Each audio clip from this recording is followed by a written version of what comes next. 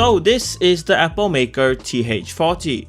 It's a 44 keys tri-mode keyboard that is VIA compatible, priced around $80. In this video, I have the black gold variant with the Epomaker Flamingo switches.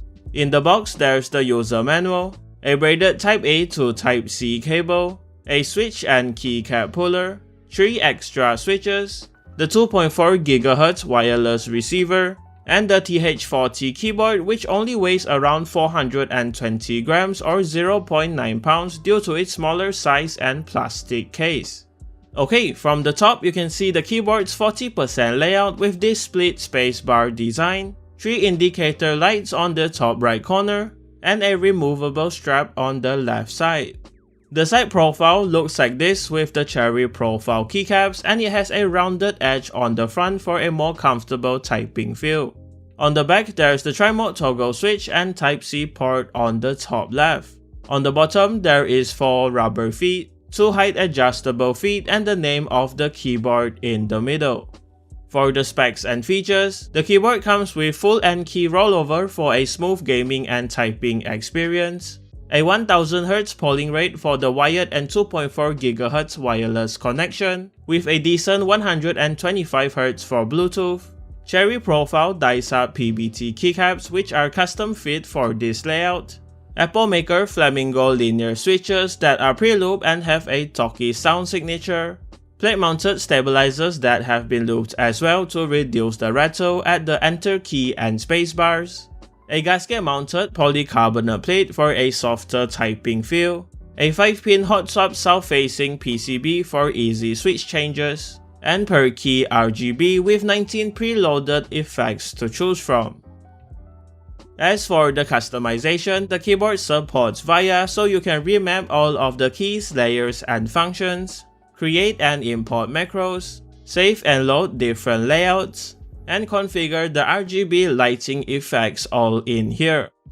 Moving on to the teardown and disassembly, the case is held together with clips, so you'll need a pry tool to get it open.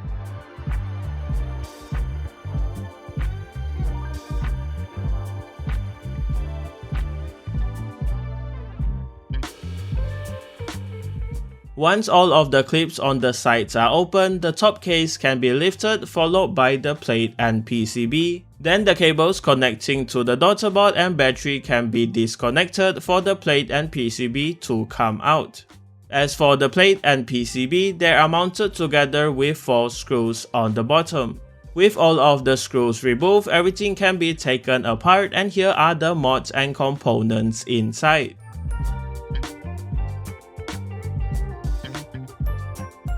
In the bottom case, there's the daughterboard mounted on the left and the 3000 mAh battery in the middle. The PCB looks like this with its more unusual 44 keys layout, and it has the 3 indicator lights on the top right and JWK hot swap sockets on the back. The polycarbonate plate is very flexible, as you can see, even with the switches and keycaps still installed. And it has these foam gaskets on the top and bottom that mount to the case for a softer and flexible typing experience. For the mods, there's a piece of case foam stick to the back of the PCB, and a PET acoustic sheet, an IXPE switch pad, and a Porum plate foam which all sit on the PCB and is sandwiched together with the plate. All of these mods basically help the keyboard sound better, so here is the typing sound test. Please enjoy.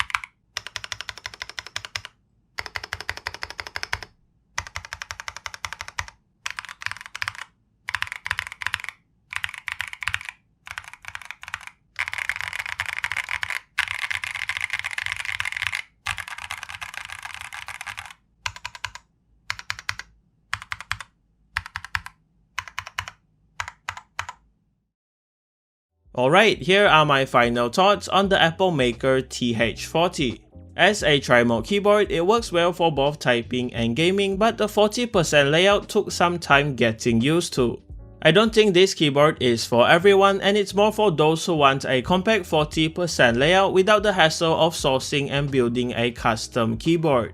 Honestly, from personal experience, it was very hard to get the right keycaps and stabilizers for a custom 40% build. So if you're looking to try a 40% keyboard or just need one with great specs and features ready to use out of the box, the Epomaker TH40 is a great choice for $80. As usual, everything will be linked in the description below if you're interested, and that does it for this video.